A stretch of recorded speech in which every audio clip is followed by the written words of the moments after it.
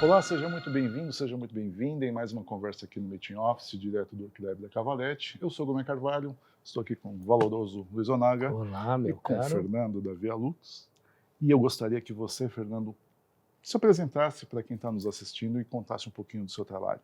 Legal. Bom, eu sou o Fernando, eu sou fundador da Via Luz. A Via Luz é uma empresa que já tem quase 3 décadas no setor de iluminação. A gente começou a gente tem uma datação cronológica que o primeiro prêmio Abilux que eu tive foi em 2001, né? E agora, 24 anos depois, a gente recebeu uma nova premiação da Abilux. E naquela época, o LED ainda era uma coisa que era o futuro, né? Mas a gente sempre achou que ele teria uma relação de proximidade com aspectos mais sensíveis do que só o aclaramento, né? Que hoje eu acho que a gente chegou nessa fase de maturidade, porque esse prêmio ele vem justamente para falar das questões de iluminação circadiana, que são aquelas que envolvem uma relação direta com as mudanças de comportamento das pessoas, né? Então, hoje a gente tem não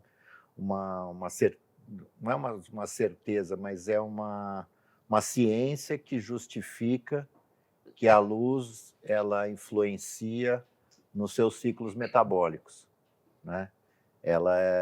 Frequências de luz branca, elas são supressoras de melatonina. Então, quando você organiza esse balanceamento dessa luz em ambientes confinados sem janela, você começa a criar uma relação de melhor atratividade, as pessoas começam a ter um benefício melhor no seu dia a dia dos ambientes. Eu acho que é isso que me liga à arquitetura, né? Eu sou arquiteto, formado pelo Mackenzie, numa geração clássica, anos 90. Old school. Old school. Na minha época eram o Roberto Loeb, o Carlos Bratti, enfim, Décio Tosi, era essa geração. Mas eu convergi na saída da faculdade com o Plano Collor, né? Que era uma época que foi crítica no país, e para um recém-formado, a minha estratégia era entender que eu já visualizava que as questões de iluminação estavam começando a ganhar protagonismo, e que eu poderia ser se eu me tornasse um especialista nesse processo, nessas disciplinas complementares, eu poderia trabalhar com todos os arquitetos que eu tinha interesse e participar dos projetos como um projetista, um parceiro complementar. A Alina Bobardi tem uma frase que sempre me orientou nesse caminho, que ela falava que eu participei da construção do MASP como arquiteta. Então, essa visão mais de plural, de que o arquiteto, quando eu participei da construção do MASP como arquiteto, mas teve os calculistas, teve a engenharia, teve então ela já tinha essa visão moderna de complementariedade. E hoje a gente vê que isso daí, os melhores projetos, eles nascem dessas visões multidisciplinares. Conjunto de profissionais, de atividades especializadas. Exatamente. Quando você chama para fazer o desenvolvimento inicial, os melhores escritórios sempre trazem os caras da marcenaria, os caras da iluminação, os caras das acústica, instalações, porque é isso. Então, eu acho que, no fim dessa visão, que era uma visão estratégica quase que de sobrevivência, ela se transformou numa visão que, hoje em dia, ela tem esse sentido, é verdade. E como é que era, né, nesse início, você ter as informações para executar o teu trabalho? Quer dizer, talvez não tivesse tanto estudo, vamos colocar entre aspas, Então, na verdade, o que aconteceu comigo? Quando esse plano Collor entrou na minha vida, nos anos 90, uma parte da minha família mora nos Estados Unidos e um primo meu que trabalhava numa empresa de controle de energia, ele falou, pô, Fernando Bel, você está aí meio nesse país meio caótico nesse momento, vem para cá, que a maior feira dos Estados Unidos de construção civil é em Chicago, e a gente tem um stand lá nessa feira tal, então você vem abrir a cabeça, vem dar uma olhada aqui, não sei o que tal, como é o processo de uma feira de construção nos Estados Unidos. Pô, Chicago, Escola de Chicago, Frank Lloyd Wright, né? Tipo, tô no Hilton, tem 2 camas king e vem para cá e compra só a passagem. Aí eu fui para lá e nesse momento, nessa feira, eu visualizei que tem de novidade na feira. Estava começando os primeiros iluminações de piscina com fibra ótica, que a gente foi precursor nessa época, que por causa da ausência de elétrica na água, sempre teve aquela questão crítica de... Às vezes, muitas vezes, por mais que seja uma iluminação 12 volts, às vezes existia uma indução desse transformador na água e que tinha problema de levar a elétrica para a água. E a fibra ótica é 100% desse distanciamento. E a gente começou a trabalhar isso naquela forma inicial meio sacoleiro. Então a gente eu comprei alguns kits lá, trouxe para o Brasil, mas aí eu comecei a entender que isso tinha um campo de modernidade, de possibilidades enorme, mas se a gente começasse a tentar entender que a gente tinha que nacionalizar parte desse processo de fabricação, principalmente das fontes de iluminação. E isso fez com que eu acho que assim a Via Luz ela tem uma característica que eu também fazia parte dessa estratégia do Plano Collor, que é trabalhar com nicho. Então a gente trouxe esse nicho da fibra ótica e abriu um mercado enorme, principalmente porque a gente na época da exposição dos 500 anos, a gente teve a oportunidade de iluminar a carta do Pedro Vaz de Caminhas, porque por questões museológicas, quando você tem um produto que tem ausência de eletricidade no objeto em si, fora as questões de UV e infravermelho, mas diminui a questão de seguro. Então, você trabalha com um equipamento que consegue iluminar, mas ele não leva risco ao objeto, não só pela propagação de luzes que possam danificar a obra na questão de UV e infravermelho, mas na questão também da parte elétrica que não fica exposta próximo ao objeto.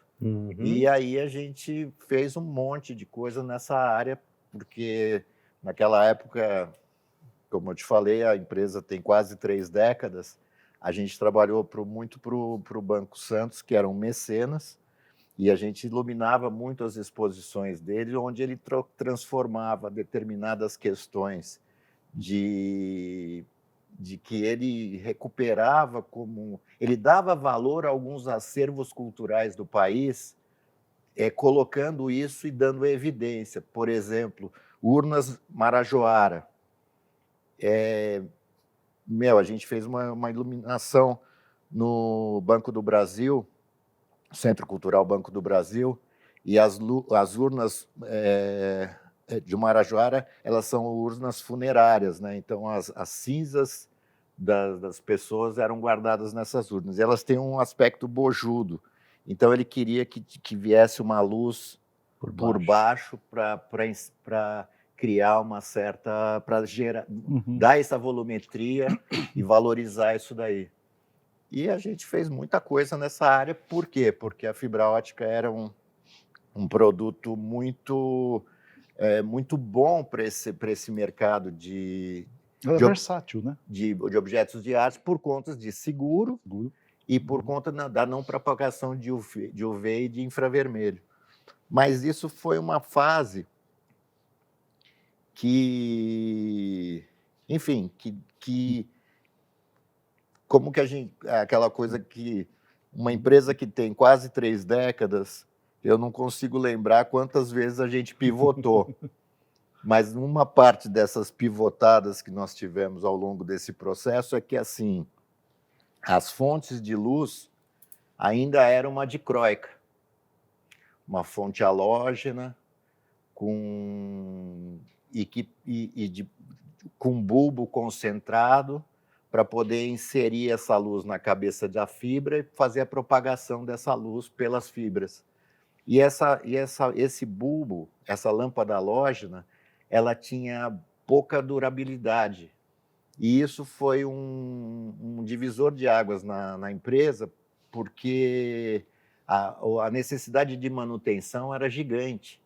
Então, assim, teve uma hora que eu tive que optar ou deixar o mercado, falar, não vou, ou montar uma empresa de manutenção para fazer todo esse trabalho. E aí a gente entendeu que talvez substituir isso para LED poderia ser essa forma de sublimar. Então, acho que essa foi a primeira pivotada. Mas na década de 90, não. 90 para 2000, E já tinha LED. Na verdade, eram os primórdios do LED. Isso levou a gente... Era o LED das cavernas. Não, era um LED bem dinossauro, era o começo do LED, e como a gente sempre esteve conectado com essas questões da modernidade, por conta dessa relação que eu sempre tive de estar viajando para feiras na Alemanha, na China, nos Estados Unidos, Las Vegas, enfim, a gente já via a sinalização desses processos. E no começo era o LED dinossauro, né? Mas esse ponto de transição ela acaba também acontecendo porque, eu acho que eu já comentei isso com você, Onaga, mas quando numa dessas... A gente sempre gostou de fazer cocriações com empresas, né? A gente achava que era uma forma da gente poder... Então, quando a gente entrava para uma área museológica, a gente desenvolvia expositores onde a luz estava instalada dentro dos expositores. E esse nosso conhecimento de tecnologia, de modernidade, num mercado ainda muito pequeno, porque a luz estava começando, então, a ter esse protagonismo que a gente viu desde o começo, né? Porque eu sempre digo, eu conheci a luz quando ela era halógena e depois ela se transformou em digital, através do LED. A Deca chamou a gente para um projeto que eles queriam desenvolver um chuveiro de cromoterapia, com fibra ótica naquela época, para uma FEICOM, onde eles iam estar fazendo o banheiro do futuro, e eles estavam colocando vários aspectos de modernidade que eles achavam que 10, 20 anos depois aquilo ali ia estar estandartizado como produto de linha nesse futuro que eles já almejavam e já estavam querendo sinalizar. Então, assim, aqueles box que você, por nanotecnologia, você deixa eles opaco ou transparente, e o chuveiro que muda de cor. Aí nós fizemos esse chuveiro com eles e foi uma das primeiras cocriações que a gente fez com uma grande empresa. E esse projeto foi o projeto mais lembrado da feira. E quando terminou a feira e eles fizeram esse recall, aí foi o produto mais lembrado da feira, tal, não sei o quê. A diretoria falou que quer transformar isso em produto, que era um produto conceito, e eles queriam transformar isso num produto de linha. Aí eu falei, olha, com fibra ótica não vai rolar, porque, cada residência vai ter um cabeamento, um comprimento de cabeamento, a gente nunca vai chegar num padrão que a gente consiga adaptar isso daí dentro da... Eu sempre tive uma boa visão de construção. Então, sabe, onde que vai ficar o alçapão, e a distância disso para onde vai estar o chuveiro. Mas eu acho que tem um caminho, e o caminho é a gente fazer em LED. E ainda os LEDs era RGB, né? Hoje eles estão com o RGB está contido no chip, né? Na época é o red, o green e o blue, que cada um no seu quadrado. E aí a gente desenvolveu um corpo óptico para isso e deu certo. E isso depois ganhou um prêmio do Museu da Casa Brasileira e foi um começo bem assim legal e foi bem os primórdios dessa transição. Então a gente veio acompanhando isso e com algumas oportunidades, tendo a possibilidade de especular vários caminhos para isso. Depois nós trabalhamos também para o Cinemark. O Cinemark ele tinha criado uma parceria com a Disney para filmes infantis. Dentro das várias salas deles, eles iam destinar um para cinema só da Disney para criança. E eles queriam fazer um frontal assim na frente do cinema, todo em fibra ótica, mudando de cor, não sei o que tal, e era um desenho da Sininho, né? Aí o cara falou assim, pô, a Disney, nosso maior patrimônio é a imagem.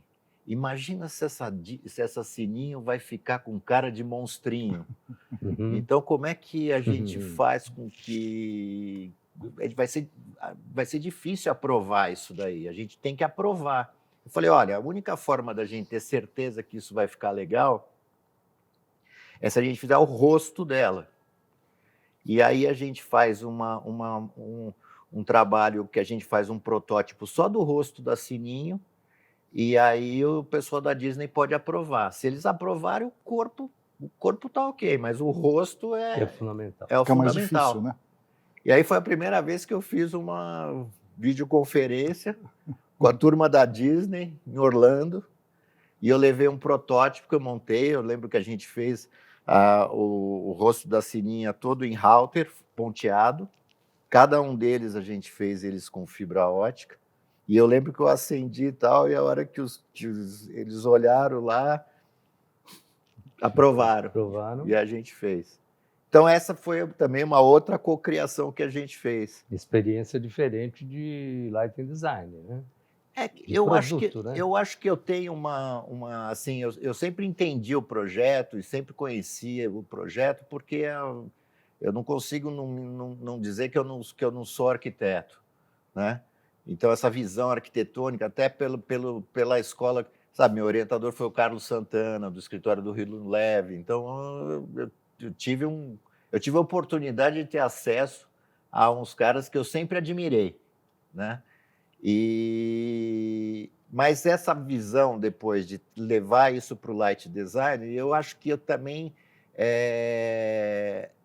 eu me especializei mais, porque eu acho que quando você tem que criar um produto, você tem que entender essas nuances que eles têm, que o produto tem em si. E na iluminação é isso, é você entender como se comporta, as questões de manutenção. Então, isso eu acho que é esse conteúdo aí.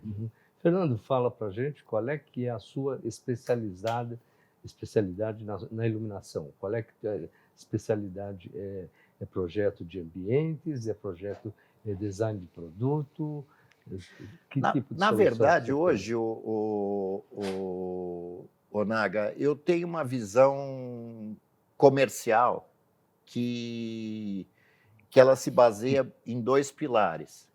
Eu acho que assim, essa minha vivência de produto e de processos de produto e de tecnologia de produto me dá uma capacidade de trabalhar como um curador de produtos. Então, por exemplo, assim, hoje o que a Via Luz faz? Hoje ela entende que um enxoval de um hospital, em termos de iluminação, ele comporta, em média, 20 a 30 CNPJs diferentes de tipos de luminária. Uhum. E que a administração disso na hora da execução é muito complexa para o construtor e para o cliente, porque ele tem que administrar várias frentes de produtos que ele não conhece, que ele não sabe distinguir a qualidade entre eles. Por mais que isso esteja regido por um projeto luminotécnico, mas eu tenho uma linguagem figurada que ajuda a compreender um pouco isso. Eu acho que assim, o projeto luminotécnico é uma coisa de chefe de cozinha, mas eu me considero um restauranteur, porque o chefe de cozinha é o cara que cria o prato, mas fazer o restaurante funcionar, o Rogério Fazano, ele não é chefe de cozinha, ele é um restauranteur. Uhum. O Charlot não é um chefe de Claro. cozinha, ele é um restauranteur. Perfeito. Entendeu?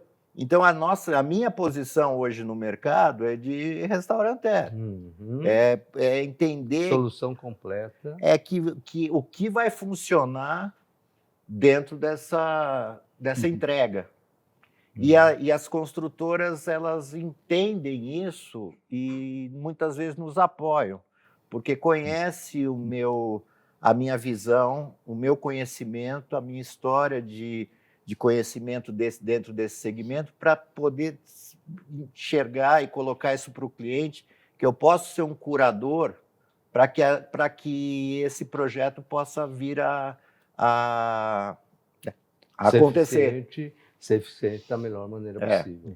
E eu acho que a outra parte é a parte de designer, né? Que é a parte onde eu dou um pouco de vazão a essa parte criativa que eu também tive, me formei com isso. Então, o desenvolvimento de produtos próprios, e hoje em dia, sem ser muito longo, mas assim, dentro dessa trajetória toda, a gente foi entendendo que, por uma questão de relacionamentos, eu acabei caindo no setor de saúde. E o setor de saúde, eu acho que ele é um setor que ele consegue dar mais voz para conhecimento e tecnologia, porque você está num ambiente de cientistas, vamos dizer assim. Sim. Então, toda a argumentação técnica é sempre Embasada. Você tem sempre ouvidos para Sim. isso. E eu sou um cara de repertório. Então, assim, eu achei que esse ecossistema, de uma certa maneira, eu abracei esse ecossistema porque quem quer trabalhar com qualidade,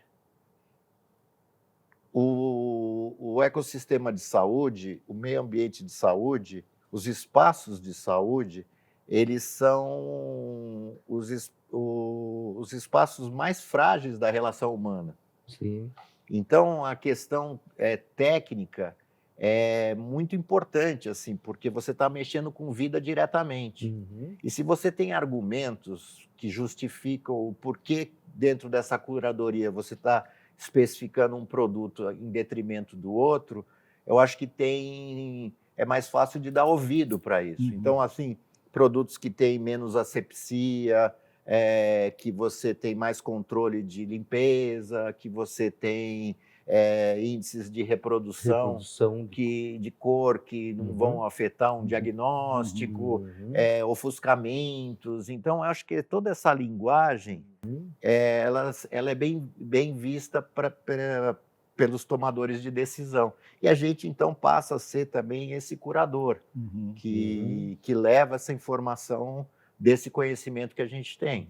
E dentro de um espaço de saúde, você falou que tem umas 30 variáveis de iluminação, de lâmpadas, de composição de iluminação. Então, e como é que você faz para administrar isso de uma forma racional? Muitas vezes é tentar restringir essa gama de CNPJs de produtos diferentes para poder também ter essa visão de manutenção, né?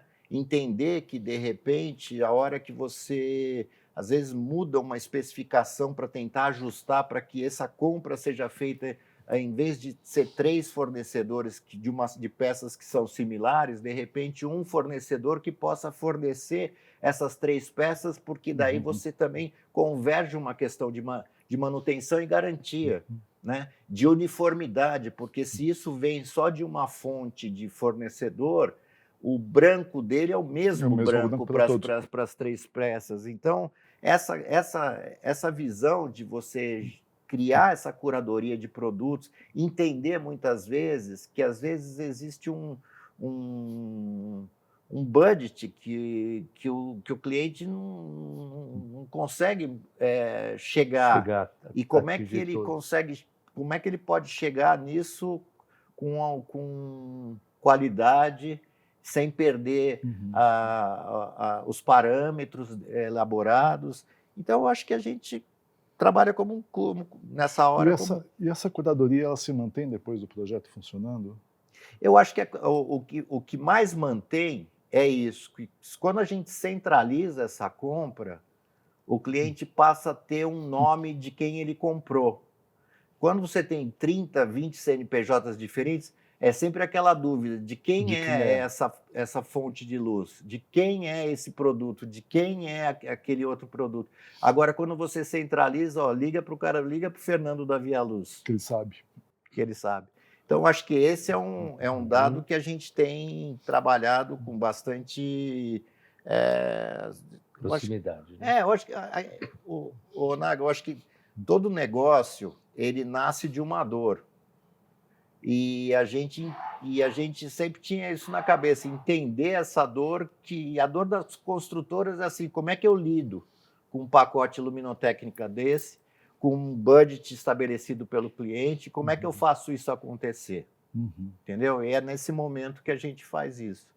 E, por outro lado, eu acho que a gente, voltando para a questão do Fernando Via Luz Designer, eu acho que a gente também começou a entender o que a gente poderia trazer para o mercado de saúde, no caso, como referência de produto que faça sentido para a saúde e que ele seja também um cavalo de Troia nosso na questão comercial, porque na hora que você vai expor um produto que tem a ver com o setor de saúde, fala, olha, eu estou te trazendo essa modernidade, eu estou te trazendo esse conhecimento, eu estou te trazendo o que está sendo usado isso lá fora, e estou querendo trazer essa modernidade aqui para o país.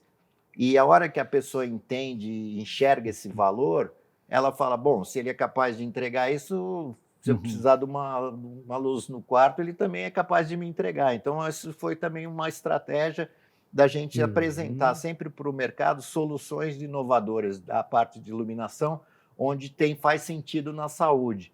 E, nesse sentido, a iluminação circadiana, que agora a gente foi premiado com o prêmio Abilux, ela é a maturidade desse processo. Fala um pouquinho dessa tecnologia, desse projeto. Então, esse projeto ele assim, nasce dessas pesquisas, dessas viagens, desse conhecimento que a gente começou a ver que, então, a luz ela pode influenciar no ritmo da produção dos hormônios. Né? Então, pacientes internados em UTIs sem janela, por longos períodos de permanência, eles passam a ter delírios, né? Porque os hormônios que produzem durante o dia, os hormônios que produzem à noite, eles passam a não ter mais essa referência. E o que a gente tenta fazer com a luz? Tenta gerar essa referência. E no começo desse ano, a gente foi chamado por um grande hospital que já conectado com essas novas tecnologias e com essa modernidade, nos propôs em que nós fôssemos parceiros dele no desenvolvimento de um projeto que eles consideravam como um projeto disruptivo, que era alocar 19 leitos em área de subsolo, ou seja, na ausência de janelas, mas que eles gostariam de estar simulando isso dentro do quarto para que esses quartos pudessem ter essa qualidade dos demais quartos do hospital. E isso era uma equipe multidisciplinar, onde eles vieram, obviamente, com esse conceito, com essa visão, mas precisavam de alguém que pudesse emplacar essa parte da luminotécnica. E nos chamaram e falaram, a gente está pensando em fazer isso, tal, vai ter uns jardins de inverno, não sei o que, tal, com uma vegetação permanente, que está relacionado com os aspectos de biofilia, que tem uma outra empresa que está engajada nesse processo, mas a gente precisa fazer a luz.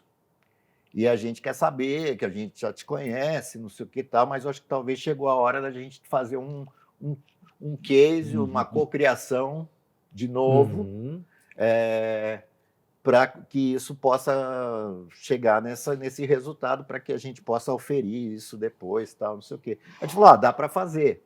E eu acho que a gente estabeleceu os 4 pilares da iluminação integrativa, né? Que seria essa relação da iluminação circadiana, que é você poder mudar a intensidade luminosa, você poder mudar o espectro luminoso, você poder mudar o tempo onde isso vai estar estabelecido, ou seja, às 6 horas da manhã a gente vai estar trabalhando com branco quente, aí a gente vai ser um amanhecer. Aí, quando chegar 10 horas da manhã, a gente tem que acordar esse paciente. Então, a gente vai colocar branco frio, alta intensidade, e dizer para ele, agora é para você acordar, né? E depois a gente vai fazer essa intensidade diminuir até as 6 da tarde e o espectro mudar do branco frio para o branco quente.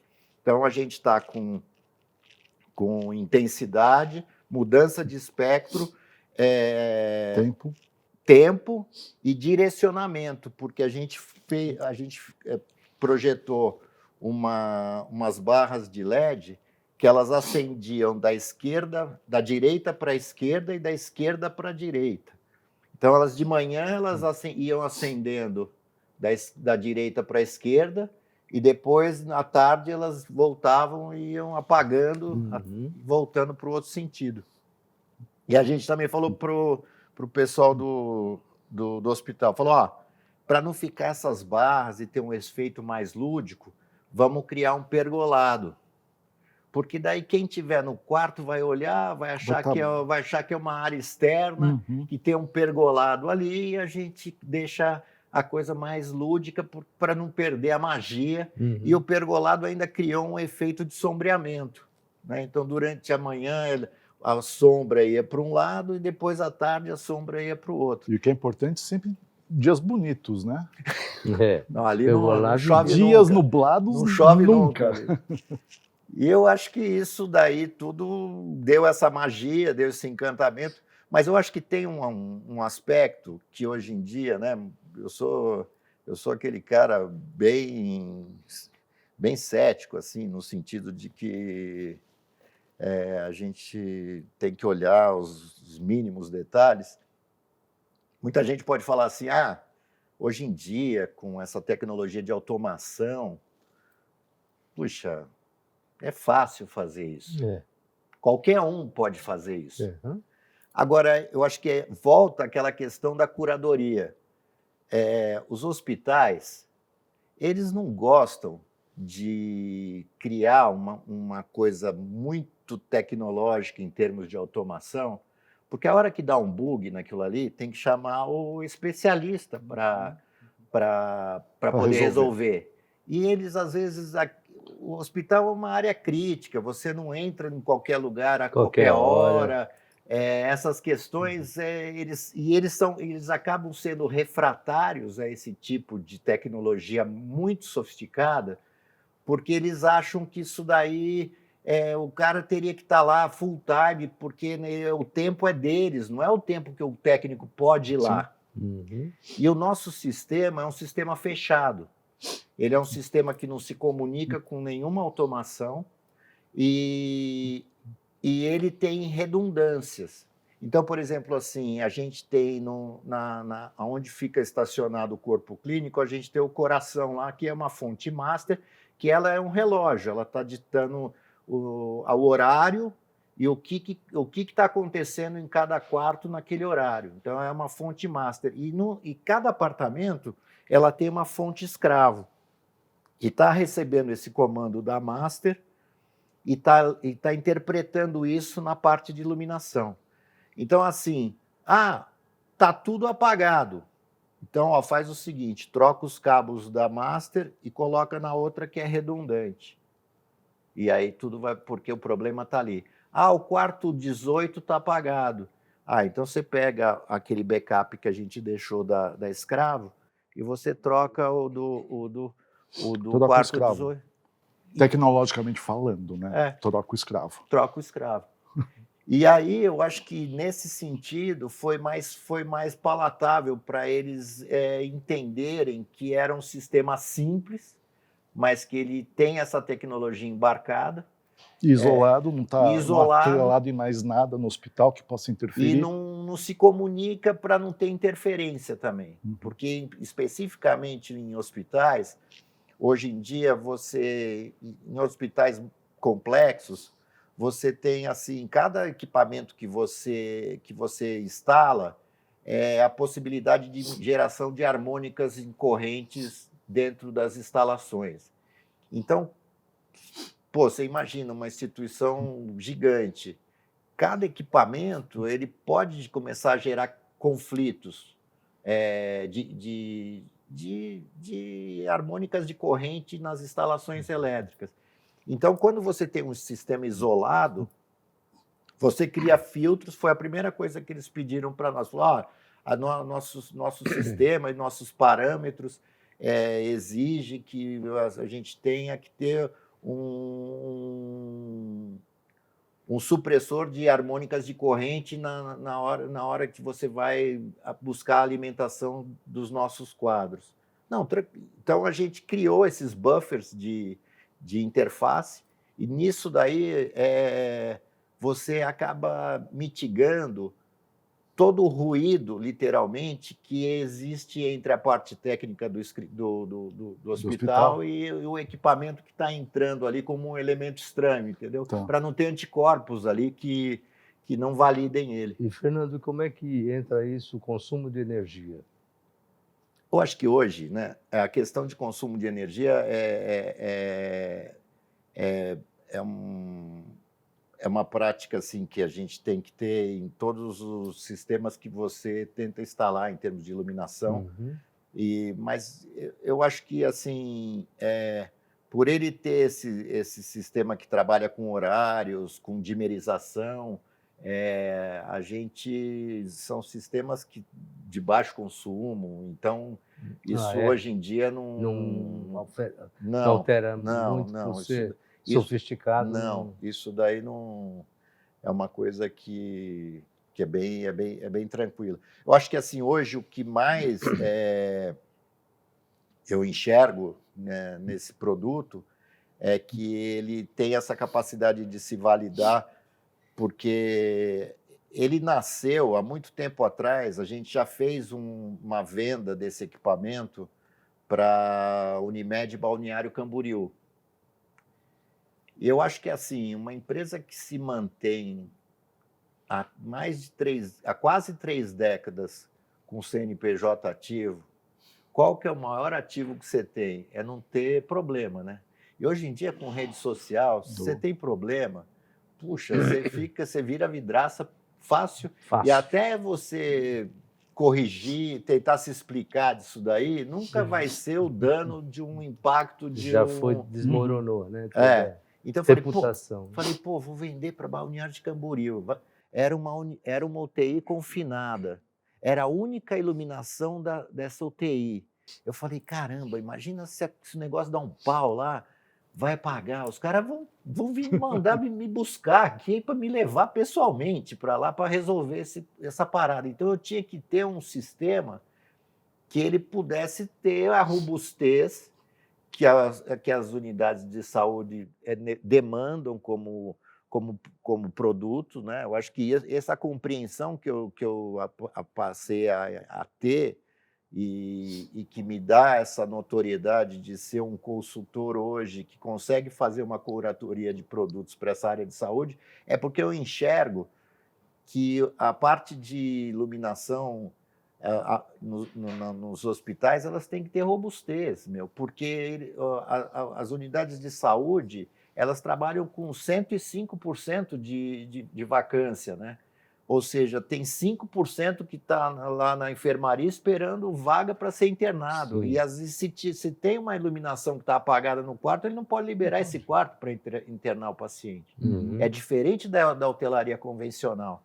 Você trabalha aí com 80%, então você tem aquele 20% de manobra para poder fazer manutenção. Então, a gente entendeu como funciona o ecossistema de saúde, a gente sabe trabalhar para eles e hoje, por conta desse tempo que a gente trabalha, a gente consegue ter um pouco de voz e colocar os nossos produtos, que é a questão hoje do circadiano, que a gente entende que não faz mais sentido você estar num ambiente que você não tenha dinâmica para as luzes, porque isso ficou muito trivial. Mas ela, feita pela automação, ela tem um sentido. Agora, para partes onde você tem ambientes confinados, mais técnico, né? Elas precisam ter uma outra visão de que ali você não pode errar. E, Fernando, você é chamado para fazer projeto de lighting design, por exemplo, de um hospital inteiro ou não só especificamente? A gente Como é que... Como eu te falei, a gente não tem muito essa característica de chefe de cozinha.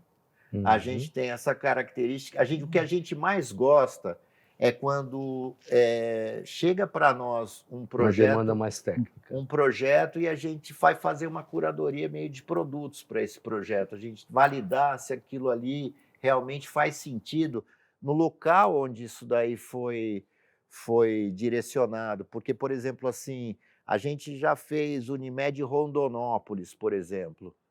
Poxa, você tem... O complexo inteiro? O complexo inteiro. Tá. Não, isso que eu perguntei. Você também atende o complexo? Fez o hospital todo, só o centro cirúrgico? Não, nós entregamos 100% da Unimed Rondonópolis. E, poxa, quando você está trabalhando lá em Rondonópolis, lá é um avião por dia. Então, o mesmo que vai levar você, é o que vai buscar você no dia seguinte. Né? Porque, e aí, então, você tem duas barreiras alfandegárias, que dá problema de frete de entrega, porque tem os esquemas ali, não sei o quê. Então, é aquela parte do Brasil. O Brasil é muito continental, né? Então, quando você vai encarar um projeto desse, você não pode colocar uma coisa que... Você não vai ter que administrar 30 CNPJs, né?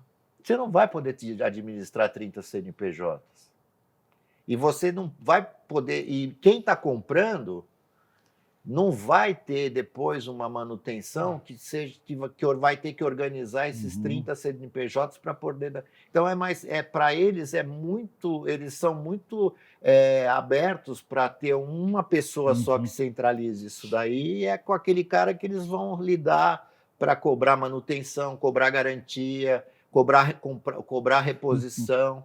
Então, eu acho que isso daí, num país como o nosso, ele se tornou uma característica. Óbvio que hoje você também tem muita descentralização de compras, né? E tal. Então, e a gente está falando de lugares bem afastados. Tal.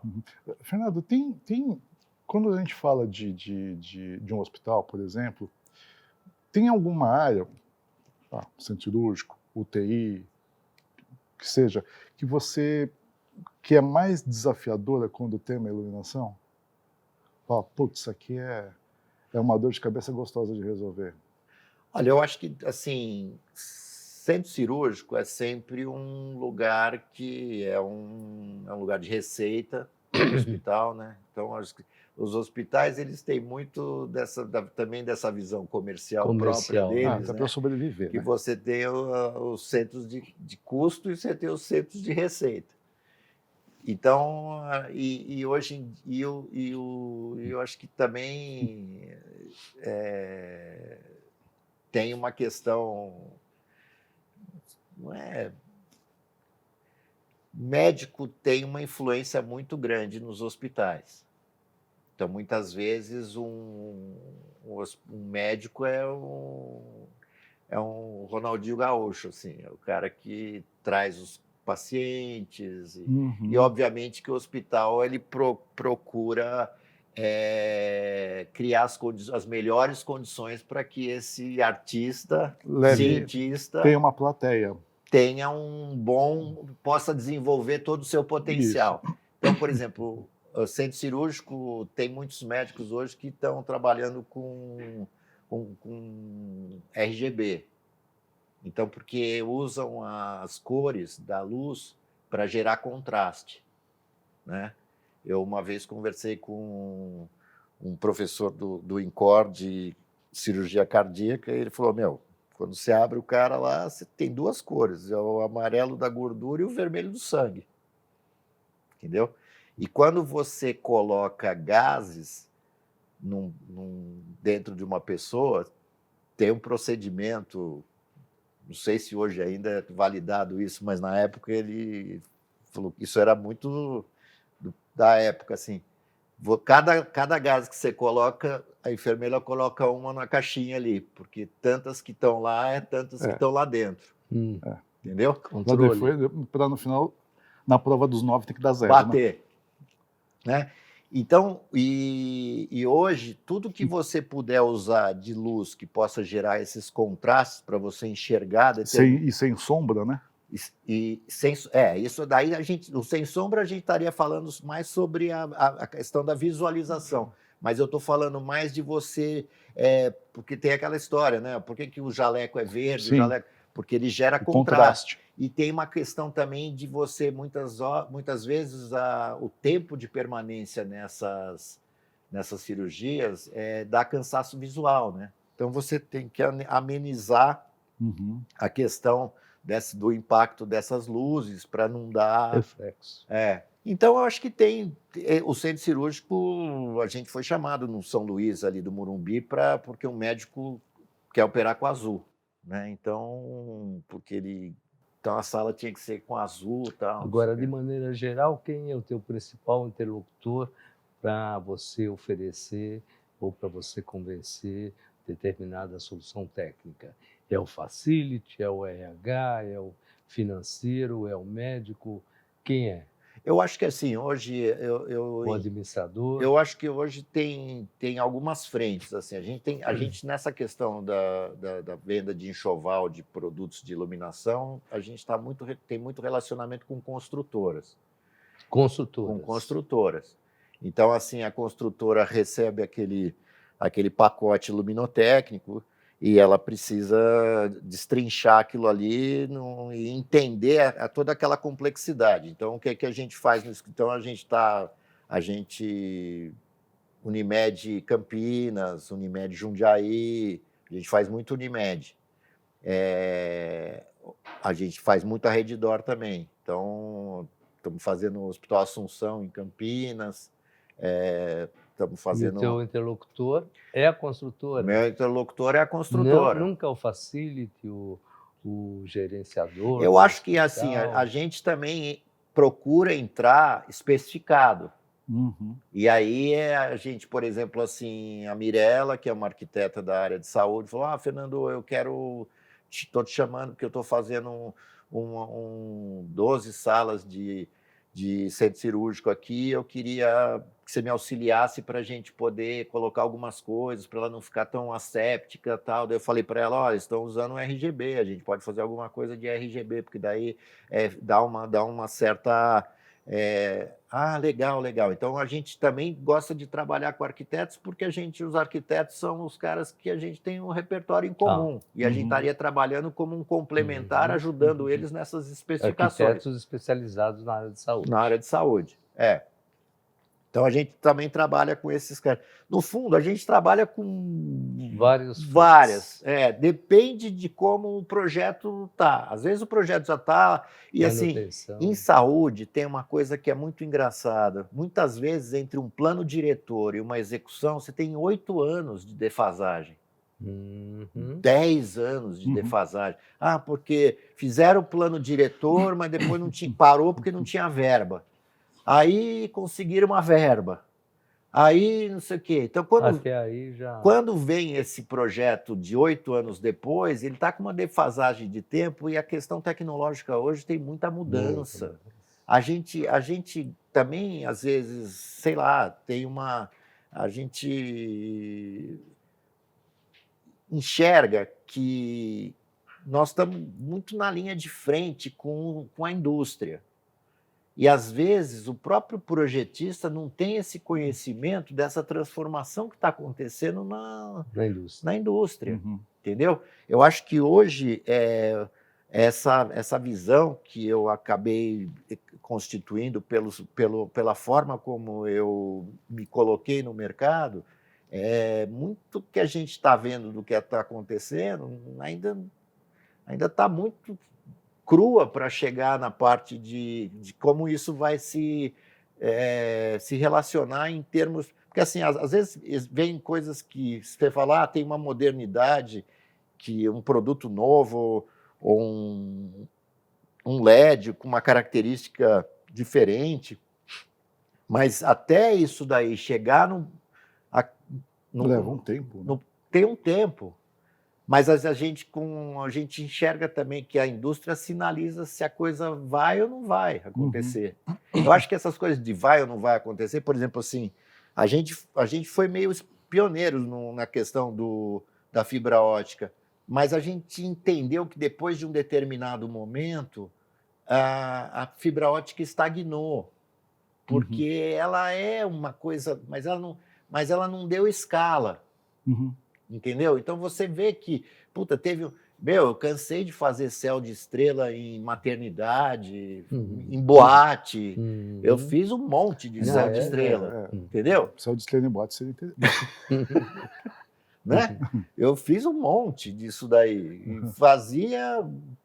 Céu de estrela. Mas depois isso daí a gente viu que buffet infantil, fiz um monte de céu de estrela em buffet infantil, que é um subproduto daquele do fibra ótica. Do Cinemark. Mas depois a gente viu que isso não dava escala, porque a manutenção é difícil, a instalação é muito customizada, a mão de obra tem dificuldade para isso, não sei o que, papapá. Então, é um produto que a gente falou, bom, é legal, a gente sabe fazer, tem potencial, não sei o que e tal, mas vai ser assim, não vai ser toda hora que a gente vai iluminar a carta do Pedro Vaz Caminha e nem toda hora que a gente vai iluminar as urnas marajoaras. É verdade. Né? Então, não é assim, você tem um... Tem um prazo, né? Né? Mercado, prazo. Então você vai tentando, você vai indo você vai descobrindo, com isso você ganha aprendizado, conhecimento, know-how, relacionamento, mas aí você parte para outra. E eu acho que tem uma coisa também, que quando eu fui para a área da saúde, que um amigo me levou, um cara que era um americano, que veio com uma empresa americana para o Brasil para trabalhar com área de hospitais. Depois a Constituição de 88 tirou eles do país, porque o monopólio dos médicos é pesado aqui. Então, as empresas americanas não poderiam ter mais do que 51% de serem donos dos hospitais. Né? E aí ele continuou aqui como consultor, não sei o que tal, mas ele falou, Fernando, quem trabalha para a área de saúde é capaz de trabalhar para qualquer área da construção civil, porque é a área mais normatizada e mexe com vida diretamente. Então, se você é capaz de trabalhar para a área de saúde, você trabalha para qualquer outra área da construção civil. Muita norma, muita exigência. Muita exigência, e você pega uma pessoa no seu estado mais frágil, né? É onde ele está doente. Então, se você sabe trabalhar para esses caras, você sabe trabalhar para qualquer área da construção civil, né? Então, acho que a gente foi navegando isso daí nesses vários caminhos aí da iluminação. E eu acho que agora, com esse prêmio que a gente ganhou aí, eu acho que é aquela história que o Steve Jobs falava, né? Você vai ligando os pontos e vai vendo que tudo fez sentido, né? Tá certo. Parabéns. Parabéns. A gente falou de prazo, falou de céu. Infelizmente, o céu não, não tem um limite, tem um prazo, né? Mas é um céu estrelado, né? E para finalizar, Fernando, eu queria que você fizesse aí uma sessão mãe de Iná, digamos assim, o Walter Mercado, que eu sempre gosto de citá-los. Qual é o futuro da iluminação? Qual é a luz no fim do túnel da iluminação? Eu acho que essa luz que mexe mais vai cada vez mais tá mexendo com o ser humano, assim. Eu acho que é uma luz que hoje ela ela vai monitorar um pouco esses teus ritmos biológicos, ela vai estar sempre buscando naquele momento do dia ser a mais afável para você usufruir melhor a experiência do ambiente onde você estiver inserido. Então, lá atrás, uma vez eu ouvi uma frase que fala: a luz vai ser à la carte. Ela vai ser... Tem um cardápio próprio. Ela ao longo do dia, ela vai ser à la carte, ela vai estar customizada de acordo com as tuas necessidades e com as necessidades do ambiente, do horário, do dia. E como você falou, a luz salva vidas. A luz, ela com certeza, ela está ligada na vida. Eu vim para cá pensando, sem querer expandir que eu sempre tive essa visão. Quando eu era moleque, meu avô era do interior, a gente ia para o sítio, para a fazenda lá em São Pedro, e a gente ia visitar aquelas granjas, e eu falava: porra, essa luz aqui, elas ficam ligadas o dia inteiro, né? E aí, pô, eu fui começar a perceber que, é porque eles quebram o horário para que o frango fique comendo mais vezes, para que ele engorde mais.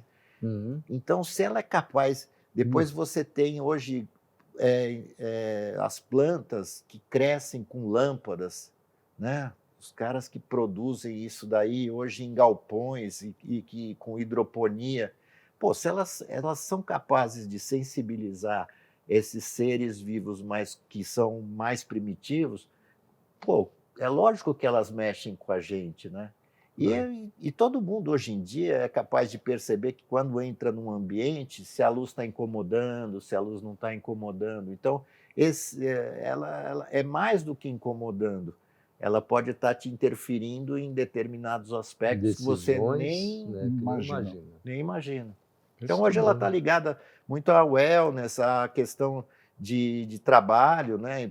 De pessoas que ficam muito em ambientes corporativos e que hoje precisa ter uma qualidade de luz, de luz para poder melhorar o ambiente dos seus colaboradores, né? Perfeito. Fernando, muito obrigado. Muito obrigado, Fernando. Clareou bastante a gente. Clareou bastante.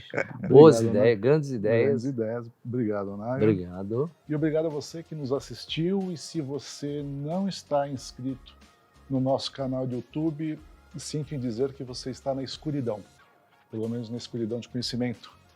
A exemplo dessa conversa e de tantas outras. Faça a sua inscrição no canal do YouTube, ative o sininho para receber mensagens de conversas que estão surgindo. Até mais.